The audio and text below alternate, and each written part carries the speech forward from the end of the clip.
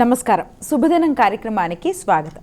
మేషరాశి నుంచి మీనరాశి వరకు ద్వాదశ రాశుల వారికి ఈ రోజు ఏ విధంగా ఉంది, నేటి పంచాంగం ఏంటి, నేటి వైశిష్ట్యం ఏంటి ఇత్యాది అంశాలు తెలియచేయడానికి మనతో పాటు స్టూడియోలో సిద్ధంగా ఉన్నారు విశ్వవిద్యాలయ అగ్రశ్రేణి తొలి మహిళా జ్యోతిష్య వాస్తు పట్టభద్ర, పంచాంగకర్త, జ్యోతిష్య మహోపాధ్యాయ, జ్యోతిష శాస్త్రంలో PhD గోల్డ్ మెడలిస్ట్ అయినటువంటి డాక్టర్ ఈడుపుగంటి పద్మజారాణి గారు. వారితో మాట్లాడదాము. ద్వాదశ రాశుల వారికి ఈ రోజు ఏ విధంగా ఉందో అడిగి తెలుసుకుందాం. నేటి పంచాంగం.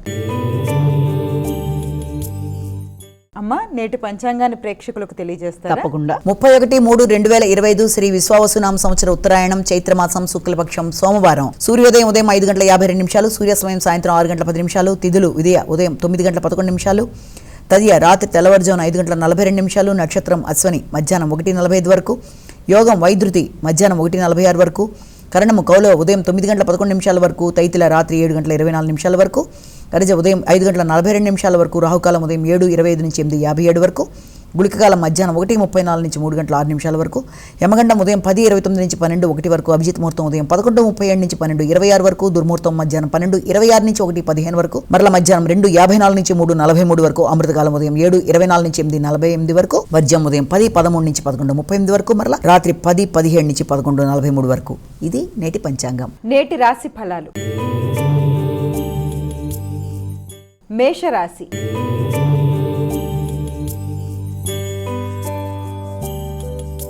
అమ్మా, మేషరాశి వారికి ఎలా ఉంది ఈరోజు? మేషరాశి వారికి వ్యక్తిగత సామర్థ్యం పెరుగుతుంది, లక్ష్య సాధన దిశగా ప్రయత్నాలు చేస్తారు, అనుకున్న ఫలితాలు పొందుతారు, కుటుంబ సభ్యులతో చాలా ఆనందదాయకంగా గలుపుతారు, జీవిత భాగస్వామితో కలిసి చక్కటి వాతావరణంలో ముందుకెడుతూ ఆధ్యాత్మిక చింతన చేస్తూ అనుకున్న ఫలితాలు సాధిస్తారు. వృషభ రాశి.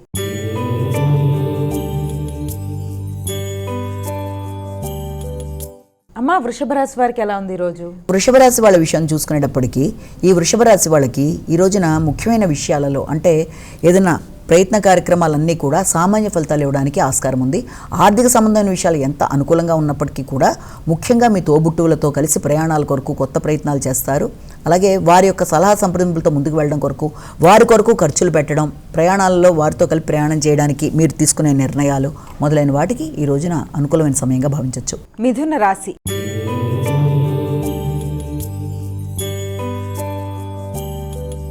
అమ్మా, మిథున రాశి వారికి ఎలా ఉంది ఈరోజు? మిథున రాశి వాళ్ళ విషయం తీసుకున్నప్పటికీ మిథున రాశి వాళ్ళకి ఎదురు చూసిన ఫలితాలు చాలా వరకు అనుకూలంగా ఉంటాయి. ఆర్థిక సంబంధమైన విషయాలు అనుకూలంగా ఉంటాయి. ముఖ్యంగా కుటుంబ వాతావరణం చాలా చక్కగా ఉంటుంది.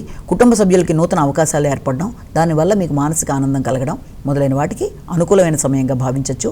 ఆర్థికంగా ఎదురు చూస్తున్న విషయాలు మీకు అనుకూలంగా ముందుకు రావడమే కాకుండా అనేక పాజిటివ్ విషయాలను మీరు ఏదైతే ఎదురు చూస్తున్నారో వాటికి సంబంధించిన విషయాలకి సంబంధించిన వర్తమానాలు అందుకుంటారు. కర్కాటక రాశి.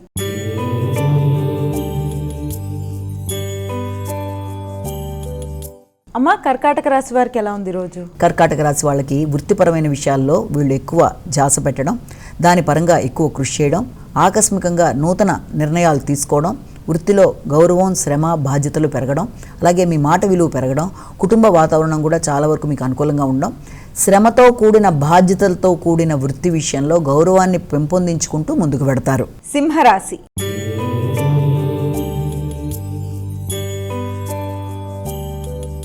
అమ్మ, సింహరాశి వారికి ఎలా ఉంది ఈరోజు? సింహరాశి వాళ్ళ విషయంలో ఆధ్యాత్మిక ప్రయాణాలు చేస్తారు, దూర ప్రయాణాలకు అవకాశం ఉంటుంది, తండ్రితో సంప్రదించుకుని నిర్ణయాలు తీసుకుంటారు, తల్లిదండ్రులు ఇద్దరినీ కలిపి సంప్రదించి మీరు ఏదైనా భూమికి సంబంధించిన విషయాలు, ఏదైనా కొనుగోలు నిమిత్తం చేసే కార్యక్రమాలు కానీ ఎదురు చూస్తున్న విషయాల్లో మీకు ఏదైతే అనుకూలంగా ఉంటుందని మీరు భావిస్తున్నారో ఆ విషయాల మీద ఎక్కువ దృష్టి సారించడం, దూర ప్రదేశాలు వెళ్ళడానికి ప్రయత్నాలు చేయడం, ముఖ్యంగా విదేశీ విద్య కొరకు ప్రయత్నం చేసే విద్యార్థులకు చాలా వరకు ఉన్నత విద్య విషయంలో అనుకూలంగా ఉంటుంది.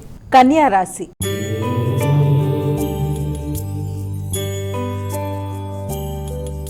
అమ్మ, కన్యా రాశి వారికి ఎలా ఉంది ఈరోజు? కన్యా రాశి వాళ్ళ విషయం కనుక మనం తీసుకున్నట్లయితే ఈ కన్యా రాశి వాళ్ళకి ఈ రోజున ఆకస్మికమైన ప్రయాణాలకి, అనుకోని ఖర్చులకి అవకాశం ఉన్నప్పటికీ దూర ప్రదేశాలకి ప్రయాణాలకి అవకాశం అనేది ఆకస్మికమైన ప్రయాణాలు, అనుకోని ఆటంకాలు, ఇబ్బందులు ఉన్నప్పటికీ కూడా దాన్ని చాలా చక్కగా మీరు అధిగమించడానికి చేసే ప్రయత్నాలు అనుకూలంగా ఉంటాయి. అలాగే దూర ప్రదేశాల నుంచి బహుమానాలు అందుకోవడం, మిత్రుల్ని సంప్రదించడం, మిత్రుల్ని కలవడం, మీ మిత్రుల్లో స్త్రీ ఎవరన్నా కూడా మీకు ఒక ఆధిపత్యం కలిగిన వ్యక్తుల్ని కలిసి కొన్ని నిర్ణయాలు తీసుకొని వారి నిర్ణయాలకు అనుగుణంగా మీరు ముందుకు వెళ్ళడానికి ప్రయత్నాలు చేస్తారు. తులారాశి.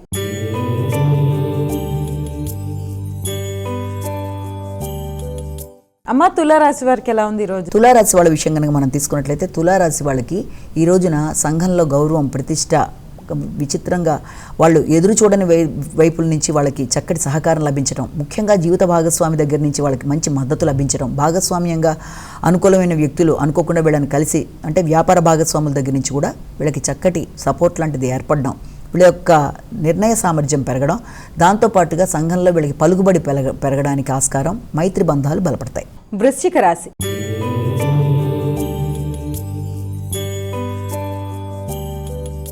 అమ్మ వృశ్చిక రాశి వారికి ఎలా ఉంది ఈరోజు? వృశ్చిక రాశి వాళ్ళ విషయంలో శత్రువుల మీద విజయం సాధిస్తారు, పరాక్రమం పెరుగుతుంది, విద్యార్థులు పోటీల మీద ఎక్కువ దృష్టి సారిస్తారు.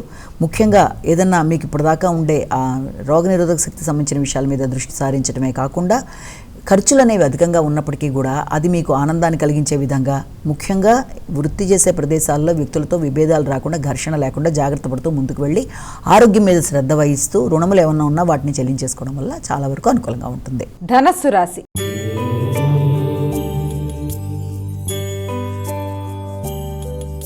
అమ్మ ధనస్సు రాశి వారికి ఎలా ఉంది ఈరోజు? ధనస్సు రాశి వాళ్ళ విషయం తీసుకునేటప్పటికీ ధనస్సు రాశి వాళ్ళకి ఆలోచనలు చాలా వరకు ప్రెషర్ ఎక్కువగా ఉంటుంది, హృదయాందోళన అధికంగా ఉంటుంది, ఏ పని చేద్దాం వద్దా అని చెప్పి ఆలోచనలు అధికంగా ఉంటాయి.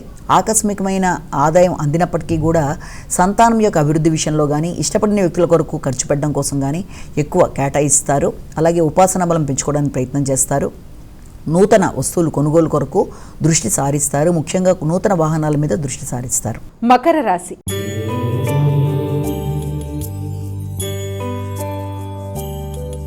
అమ్మ మకర రాశి వారికి ఎలా ఉంది ఈరోజు? ఈ మకర రాశి వాళ్ళ విషయం తీసుకునేటప్పటికీ మకర రాశి వాళ్ళకి ఏదైనా నూతన వస్తువులు కొనుగోలు కొరకు మాత్రమే కాకుండా గృహ వాతావరణం, స్థిరాస్తుల మీద పెట్టుబడి మొదలైన వాటి కొరకు ప్రయత్నాలు చేయడం ఒకటి. అలాగే దాంతోపాటుగా కుటుంబ వాతావరణంలో కొంత ఇన్నర్ పీస్ అనేది కొంతవరకు తగ్గుతుంది. అయినప్పటికీ కూడా మీ చాకచక్యంతో సమస్యలు ఎలా ఉన్నా కూడా వాటిని అధిగమించే ప్రయత్నాలు లాంటివి చేస్తారు. తల్లి యొక్క ఆరోగ్యం మీద, తల్లి యొక్క ఆదాయాన్ని అభివృద్ధి చేయడం మీద ఎక్కువ దృష్టి సారిస్తూ ముందుకు వెళ్ళడానికి ప్రయత్నం చేస్తారు. ప్రయాణాలు కొంతవరకు అనుకూలంగానే ఉంటాయి. అలాగే స్థిరాస్తుల కొనుగోలు కొరకు మీరు తీసుకునే నిర్ణయాలు ఈ రోజున చాలా వరకు ఫలవంతంగా ఉంటాయి. కుంభరాశి.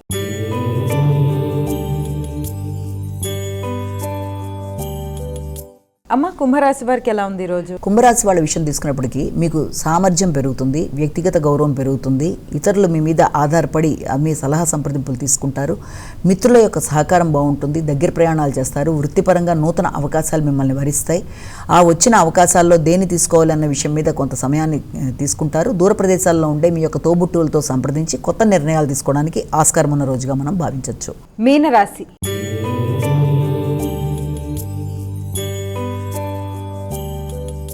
అమ్మ చివరిదైన మీనరాశి వారికి ఏ విధంగా? మీనరాశి వాళ్ళకి ఈ రోజున ఆరోగ్య విషయంలో వీళ్ళంత జాగ్రత్తలు తీసుకోవాలి.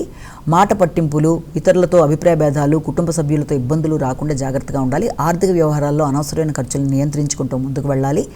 ముఖ్యంగా మీ యొక్క ఆలోచనలు చాలా చక్కగా వికసిస్తాయి, మీకు గుర్తింపు, గౌరవం అనేది లభిస్తుంది. కానీ ఆరోగ్య విషయంలో వీళ్ళంత జాగ్రత్తలు తీసుకుంటూ ముందుకు వెళ్ళడమే కాకుండా మీ సంతానం యొక్క సహకారంతో కొత్త పెట్టుబడులు పెట్టడానికి మీరు ప్రయత్నాలు చేస్తారు. అమ్మ ద్వాదశ రాశుల వారు ఈ రోజు సులభతరంగా వారికి వారే చేసుకోగలిగే ఒక పరిహారాన్ని తెలియజేస్తారా? ద్వాదశ రాశుల వారికి పరిహారాన్ని గనక ఈ రోజున మనం చూసినట్లయితే 12 రాశుల వారికి మేషరాశి నుంచి మీనరాశి వరకు ఈ రోజున వీలైతే శివాలయ సందర్శన చేయడం, శివుడికి సంబంధించిన అష్టోత్తర శతనామావళిలో శివుడికి సంబంధించిన నామాలు వినడం లాంటిది, అలాగే దాంతోపాటుగా విష్ణుమూర్తికి సంబంధించినవి కూడా చేయడం కూడా చాలా చక్కటి ఫలితాలు ఇస్తాయి. అవకాశం ఉన్నట్లయితే శివాలయాలు కానీ విష్ణు ఆలయాలు కానీ దర్శించడం కూడా చాలా వరకు మంచిది.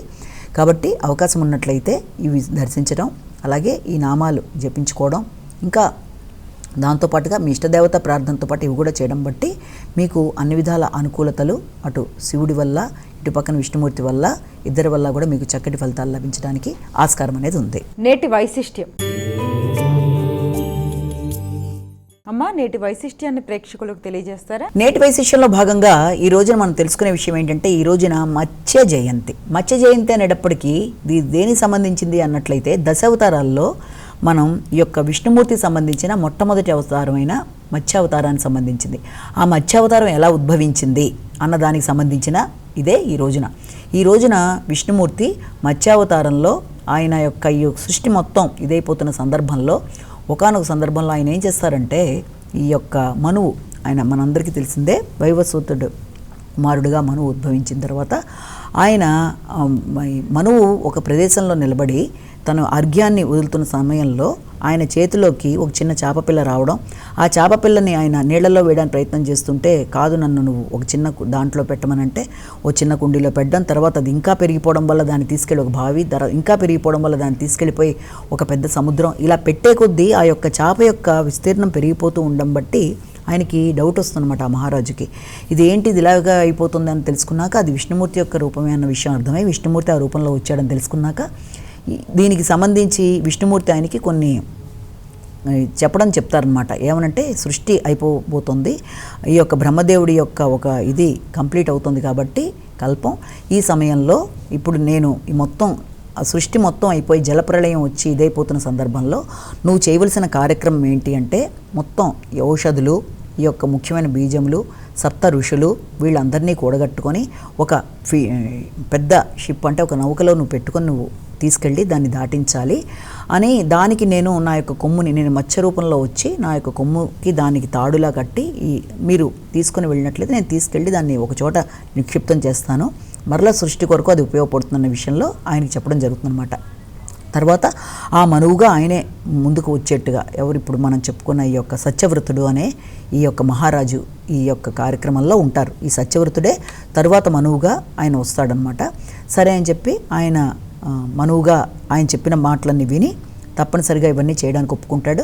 చక్కగా ఆ రకంగా ఒక షిప్పులో అంటే ఒక మంచి నౌకలో ఔషధులు, తర్వాత ముఖ్యమైన బీజాలు, తర్వాత ఈ సప్త ఋషులు, ముఖ్యమైన సృష్టి కార్యక్రమానికి కావాల్సినవన్నీ తీసుకొని ఆయన వెళ్ళడం, తర్వాత ఆయనే దీని పరిపాలనకి మనువుగా రావడం, ఇవన్నీ దాంట్లో భాగంగా చెప్తాం. ముఖ్యంగా ఈ మత్స్యావతారానికి సంబంధించి మత్స్యపురాణంలో కనుక మనం చూసినట్లయితే ఇది 289 అధ్యాయాలతో ఈయన ముఖ్యంగా విష్ణుమూర్తే ఈ యొక్క మనువుకి ఈ మత్స్యావతారం యొక్క విశేషాలు చెప్పినట్టుగా దాంట్లో మనం చూస్తాం. అలాగే 14,000 శ్లోకాలతో ఉండి అతి పురాతనమైన దానిగా దీన్ని చెప్తాం. సత్యయుగంలో దీని యొక్క ప్రారంభం, అలాగే వీటన్నిటి గురించి కూడా ఈ మత్స్యావతారం అనేది ఎందుకు ఏర్పడింది. అలాగే ఒకానొక సందర్భంలో ఈ బ్రహ్మదేవుడి దగ్గర నుంచి వేదాలన్నీ కూడా నీటిలో పడిపోయినప్పుడు ఆయన దానిలో ప్రవేశించి నీటిలోకి వెళ్ళి అట్టడుగున ప్రదేశానికి వెళ్ళి అక్కడి నుంచి ఆ యొక్క వేదాలు తీసుకొచ్చి బ్రహ్మదేవుడికి ఇచ్చినప్పుడు అది కూడా మనం ఇందులో భాగంగానే చెప్పుకుంటాం.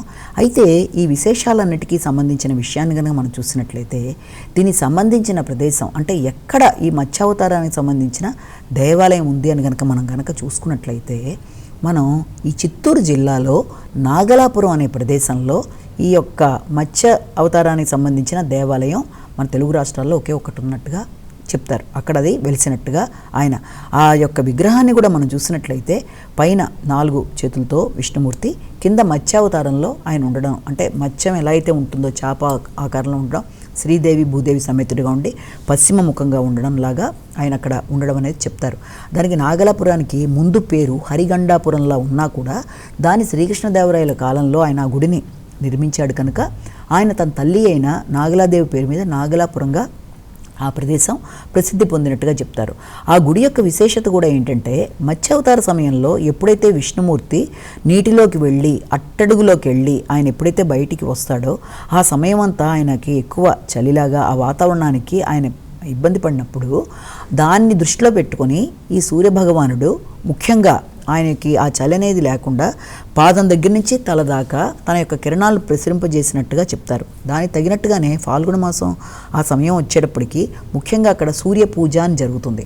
ఆ సూర్య పూజలో 3 రోజులు వరుసగా సూర్యకిరణాలు, ఎందుకంటే దాని మీద ఆ విగ్రహం మీద ఎలా పడతాయంటే పశ్చిమాభిముఖంగా ఉండే ఈయన మీద ఈ విష్ణుమూర్తి మీద పడే విధానం కూడా ఎలా ఉంటుంది అంటే పాదాల మీద, గుండెల మీద, తల మీద 3 ప్రదేశాల్లోనూ 3 రోజులు పడతాయి అన్నట్టుగా చెప్తారనమాట. ఎందుకు అంటే ఆయన అక్కడ వాతావరణంలో నీటి లోపలికి వెళ్ళి పైకి రావడం వల్ల అనేక రోజులు ఆయన అందులో ఉండిపోవడం వల్ల ఆయన శరీరానికి ఆ రకమైన ఇబ్బంది లేకుండా ఉండడానికి సూర్యుడే అలా చేశాడు అని చెప్తారు.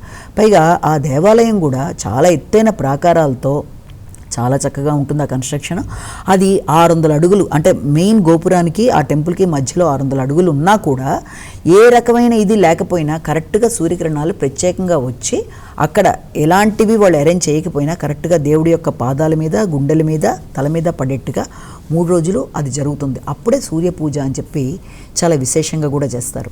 ఇది మత్స్యావతారానికి సంబంధించి ఈ యొక్క సత్యవ్రతుడి కథ, ఆయన మనువుగా రావడం, ఆయన మన యొక్క పరిపాలించడం అనేది, తర్వాత దాంట్లో భాగంగానే ఈ యొక్క మత్స్యావతారంలో ఆయన ఆ యొక్క వేదాలు పోతే వాటిని తీసుకొచ్చి ఈ మళ్ళీ బ్రహ్మదేవుడికి ఇవ్వడం మొదలైనవన్నీ, అంటే సృష్టి కార్యక్రమం స్టార్ట్ అవ్వడానికి ముందు మొత్తం జలప్రళయం అయిపోయి మళ్ళీ సృష్టి ఏర్పడ్డే సమయంలో దానికి సంబంధించిన విషయాలన్నింటినీ కూడా మొట్టమొదటగా దశావతారాల్లో మొదటిదైన ఈ యొక్క విష్ణుమూర్తికి సంబంధించి మొట్టమొదటి అవతారం మత్స్యావతారంలో మనం చూస్తామనడానికి నిదర్శనంగా ఈ ఏకైక మత్స్యదేవుడి టెంపుల్ అనేది మనకి ఈ నాగలాపురంలో ఉండడం అనేది జరగడం అనేది చాలా అరుదైన విషయం. అది కూడా తెలుగు రాష్ట్రాల్లో ఉండడం. ఇది కూడా మనకి తీసుకున్నట్లయితే అటు పక్కన ఈ తిరుపతికి ఆగ్నేయ భాగంలో 60 కిలోమీటర్ల దూరంలోనూ, ఇటు పక్కన చెన్నై, అంటే తిరుపతి ఎయిర్పోర్ట్లో కనుక దిగితే 40 కిలోమీటర్లు అంటారు. అలాగే ఇటు చెన్నై వాటికి కూడా దరిదాపుల్లో ఉన్నట్టుగా చిత్తూరు జిల్లాలో దీని గురించి చెప్తారు. దీంట్లో విశేషంగా శ్రీదేవి భూదేవి సమేతుడిగా ఆయన ఉండడం, హయగ్రీవుడి యొక్క మందిరం కూడా ఉండడం మొదలైన దేవాలయాల సముదాయంగా దీన్ని చెప్తారు. ముఖ్యంగా సూర్యకిరణాలు పడే విధానం కూడా చాలా ప్రత్యేకంగా ఈ టెంపుల్లో చెప్పడం, అంటే సూర్యుడే తనంతట తను వచ్చి ఆయనకి తను ఇలాగ పూజా విధానం చేసినట్టుగా చేయడం అనేది కూడా ఇందులో చాలా విశేషంగా చెప్తారు. అలాగే మత్స్య అవతారం అనేది మొట్టమొదటి అవతారం కావడం, అది కూడా ఇవాళ మత్స్య జయంతి, అంటే ఇది మనం చైత్రమాసంలో మొదటొచ్చే దానిగా కూడా దీన్ని చెప్తాం కనుక, అంటే ఈ యొక్క ఉగాది తర్వాత మనం దీన్ని తీసుకున్నట్లయితే ఈ మత్స్యావతారంలో ఆయన చేసిన కార్యక్రమాలన్నీ కూడా, అంటే దీంట్లో కూడా మనకి తెలుసుకోవాల్సిన నీతి అనుకోవచ్చు. దీంట్లో తెలుసుకోవాల్సిన విషయం కూడా ఏంటంటే, ఎలాగైతే సముద్రంలో మనం గనక సముద్ర పైనంత ఉప్పుతో ఉన్నా కూడా కిందకి వెళ్ళే కొద్దీ కూడా మనకి వజ్రాలు, వైఢూర్యాలు, మణులు, మాణిక్యాలు లాంటివి కూడా నీళ్లలో దొరుకుతాయో, అలాగే మనుషులకి పైన ఎలాంటిది ఉన్నా కిందకి అడుగున వెళ్ళి మనిషిలోంచి అజ్ఞానం లేకుండా విజ్ఞానం ఏదైనా పైకి ఎలా ఉన్నా విజ్ఞానాన్ని తర్వాత జ్ఞానాన్ని పైకి పెంపొందించుకోవాలన్న విధానాన్ని కూడా ఒకటి మనం ఇందులో చూడొచ్చు.